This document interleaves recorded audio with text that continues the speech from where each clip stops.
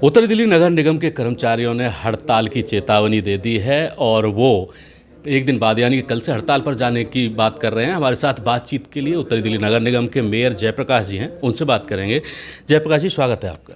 नमस्कार। ए to Z को उनके माध्यम से हम जनता तक अपनी बात पहुंचा पाते हैं, उसके लिए मैं उनको हमेशा धन्यवाद करता हूं। जी जयप्रकाश जी, कर्मचारियों ने अलग अलग जो फेडरेशंस हैं, यूनियंस हैं, उन्होंने चेतावनी दी है कि सैलरी नहीं मिली है तो हड़ताल पर जा रहे हैं। तो क्या आपकी बातचीत हुई है कुछ यूनियनों से और क्या माहौल है और कल क्या रहने वाला है?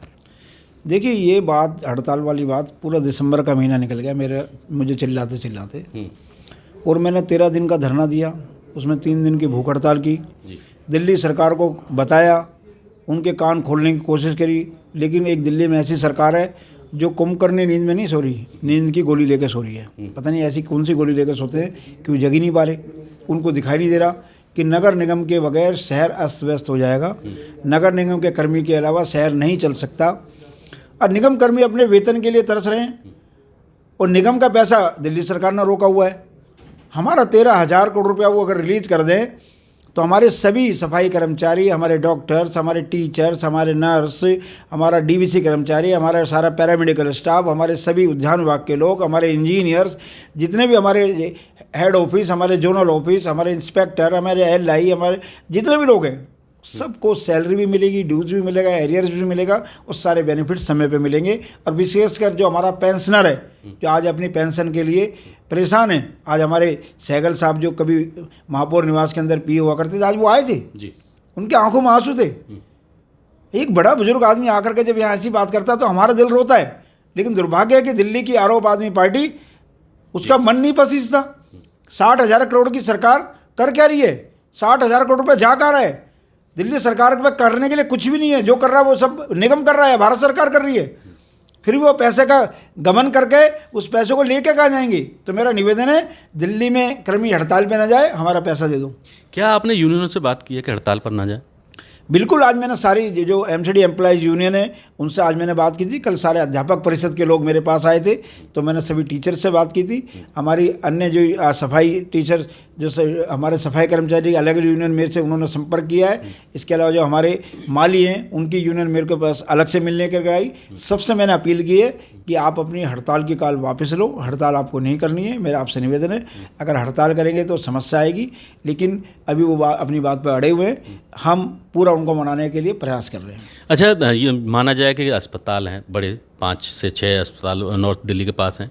इसके अलावा एजुकेशन सिस्टम है पूरा, सफाई कर्मचारी हैं। अगर ये एक दिन भी चले जाते हैं, क्योंकि पहले भी हमने देखा है कूड़े के ढेर लगते हुए देखे हैं, जगह जगह लोगों को परेशान होते हुए देखा, तो ऐसे में तो आने वाले दिन में तो स्थिति और ज़्यादा ख़राब होने वाली है।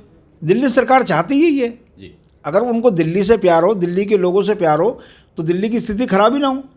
दिल्ली में कोविड जब आया, संक्रमण आया, तो संक्रमण बढ़ गया।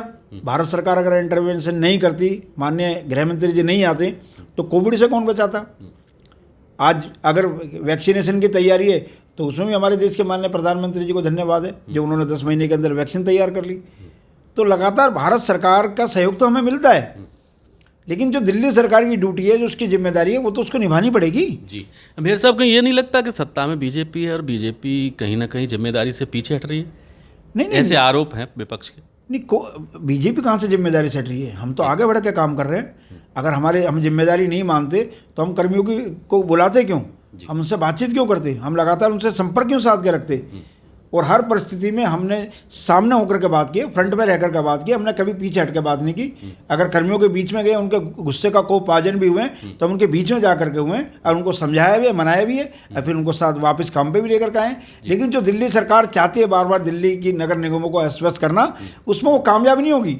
महीने, 2 महीने, 15 दिन जरूर वो समस्याओं को खड़ा कर सकते हैं, लेकिन समस्याएं तो समाधान भी है। आपने डॉक्टर्स की हड़ताल के समय भी कहा था कि आम आदमी पार्टी और उनके नेता लोग इन्हें भ्रमित कर रहे हैं, बरगला रहे हैं, हड़ताल पे जाने के लिए उकसा रहे हैं। तो कहीं ऐसा तो नहीं कि ये फिर से वही दौर शुरू हो गया हो? बिल्कुल। दिल्ली के अंदर जो आम आदमी पार्टी है, जिसका शासन है, जिसका नाम मैंने आरोप आदमी पार्टी रखा हुआ है, उसका काम कुछ नहीं है। वो सुबह उनके दिल्ली जो पार्टी के जो मुखिया अरविंद केजरीवाल जी अपने प्रवक्ता को एक चिट्ठी पकड़ा देते हैं जिसमें झूठ की कहानी लिखी होती है। उनके प्रवक्ता आकर उसको पढ़ देते हैं। दिल्ली का दुर्भाग्य है कि वो छप भी जाता है। जी। सच और झूठ की बिगर जांच किए उसका प्रचार भी किया जाता है। तो मेरा तो सबसे निवेदन है कि दिल्ली को बचाने के लिए, देश को बचाने के लिए ऐसे भ्रमित लोगों से सबको बचना होगा। जी। और हमारा जो विशेषकर जो हमारा लोकतंत्र का जो चौथा स्तंभ है, उनसे मेरा विशेष आग्रह है कि दिल्ली को बचाना है, लोगों को बचाना है।